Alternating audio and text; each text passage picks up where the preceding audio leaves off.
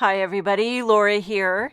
Thank you so much for joining me today. I'm excited to be a part of Pinkfresh Studio's April release blog hop, and I have a fun, very festive project to share with you using several of these new April release products, starting with the Rosettes layering stencil set. This is really fun. It jumped out at me. You've probably seen the sneak peeks if you've been following on Instagram, and it's only 2 stencils, so it's very easy to put together. On the back, it kind of gives you a little sneak peek of what they look like when you layer them. Okay, so I have a panel of Hammermill white cardstock. I like to use my Misty to put these together. You just bump them down in the bottom right corner, and you know you're always going to get perfect placement. There's a lot of different ways to line up your layering stencils. So I grabbed Sparkling Rose. I'm going to be using all Pinkfresh Studio inks. If I don't mention the color, everything will be linked below. Sparkling Rose. I don't think I've ever started a Pinkfresh Studio project without starting with Sparkling Rose. And I'm doing two-toned rosettes. So one side got, was that peach fuzz, and then this side gets a little lemonade. Here we got fresh pear on one side and then ocean breeze. So, I mean, sky's the limit how colorful you want to make these rosettes. So now I'm laying on the second stencil. This comes together effortlessly. Okay, this one I'm doing the darker shade of that same color I used before. So before I did Sparkling Rose, now I pulled out Bubblegum.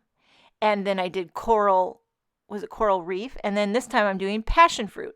So it gives you that little bit of va-va-va-voom for the rosettes. Again, two-toned, keeping it happy, keeping it fresh. And I do want to thank all of you. If you watched my last video, I had so many comments because I mentioned I got a negative comment previously about my singing, and everyone was so overwhelmingly kind. I swear to you, I wasn't fishing. I was not fishing for compliments about my singing, but it was very nice of you all. And I try. I don't want to be a complainer, and I do, and I'm not going to stop singing. Don't worry about that.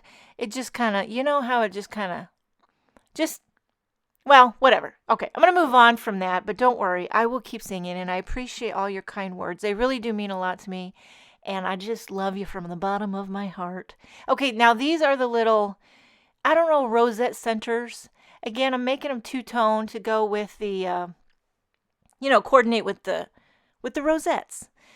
And I'm working my way through the pink, fresh rainbow. Okay, here's the thing.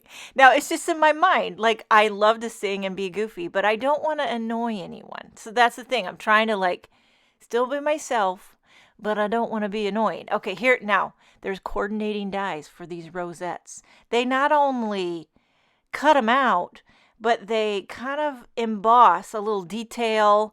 And then there's also coordinating die for the little rosette centers. And now this is where you want to pull out your little, or if you have a different version, there's a lot of different versions of these little picky tools, craft pick. This is the Pinkfresh Studio pick. One end is a pick and the other end is like an embellishment wand tool. So you get two-ended and it's gold and it's just Pinkfresh fancy schmancy. Using a few little foam squares to give a little dimension to the center of the rosettes.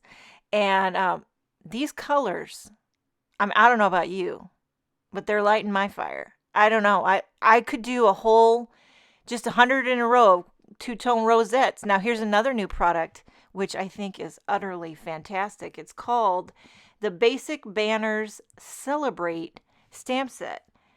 And it is one stamp that stamps, I don't know how many. What is it, 10? I think it's more. It's 12. It stamps 12 sentiments in one shebang. Now, I'm doing them all on black ink onto white cardstock. So these are all going to be very basic. But you know what? If you wanted to do these, you could emboss them in white on solid color cardstock. You could do a tone on tone, emboss them in a darker pink onto a lighter pink cardstock. So many fun things. And then the coordinating die cuts them all out in one shebang. I mean, look at it. And I love how there's a variation. They're all a little bit different. Some are swoopy. And there's also different fonts. Here's another new, oh my goodness gracious. What is this called? The Wraparound Elements die. I had to pause this video and go rummage around. I ended up finding some tissue paper in the basement. And I just folded this over, and I'm going to run it through this little fringe die. I've never done this before, but I had an idea. And now I believe there's about 8 pieces folded of white tissue. You could also do solid color cardstock. I thought about doing vellum. You could do colored tissue paper.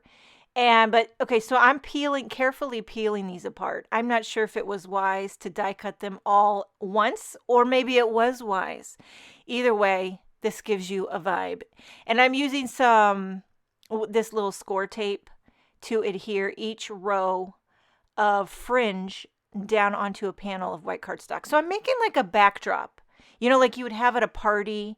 A lot of the youngins today, they like to do the old photo op wall. I know my daughter, when she had her graduation party, she wanted to make a little part of the party to be like where you would take photos with everyone, and we had fringe and balloons, and it's the thing, and so this is going to be like a little fringy wall to be a background for my rosettes. And it got a little crazy. At first I'm like, this got out of hand. This is like fringe gone wild. And if you want to know the truth, this is what my hair looks like when I let it air dry. Right here. I popped this up on a cream card base. Love a good neutral on neutral. And then I'm just going to adhere these rosettes. I'm going to kind of stagger them. I did put a little foam tape, hoping that it adheres on top of this tissue paper fringe. And then, of course, popped up one of the sentiments. Any one would go perfectly. I did a few of these little iridescent drops. These are Pinkfresh Studio drops, and I love them. The iridescent clear ones are my most used, most favorite embellishment with Pinkfresh Studio. So there you have it. What do you think? Is it going off the rails? I showed it to my daughter. I'm like, this is either way fun or way crazy. And she's like, it's unique and I love it. And I'm like, thank you. So what do you think? Did it go off the rails, or is it just like a party in your face waiting to happen? I think it's, it could go either way. Make sure and check out the rest of the Pinkfresh Studio April release blog up. There are some incredible inspiration projects. There's also a giveaway. Leave a comment. Thank you so much for joining me. Have a wonderful day, and I will see you next time.